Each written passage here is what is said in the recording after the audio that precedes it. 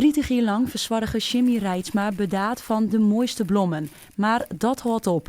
Bloemenwinkel Het Gieteke in Bedaad gaat dicht. Er zit een heel brood hier in mijn hartje natuurlijk, want het is echt wel een sociaal iets natuurlijk, een dorpswinkel. Hè?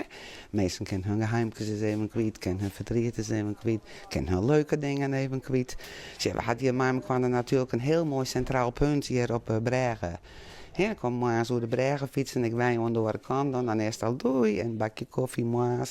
Ieder wat, we helpen elkaar en we hadden hier heel leuk. Jimmy had haar pensioensleeftijd bereikt en hoewel de klanten het goed begrijpen, vinden ze het wel spietig. Nou, dat vonden ze net leuk.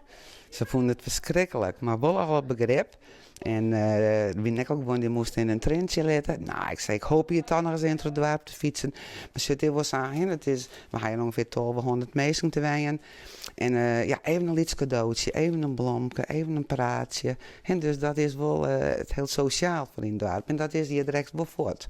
Op 12 juli opent de winkel voor de laatste keer. We houden het even heel gezellig nog. Joen hebben de winkel echt nog een extra iepen. Hebben een hapje en een slokje hier nog naast. Nou, en dan morgen nog even. En ja, dan maakt zin dat alles een beetje leeg komt. Dus we hopen dat er nog wat komt, hè.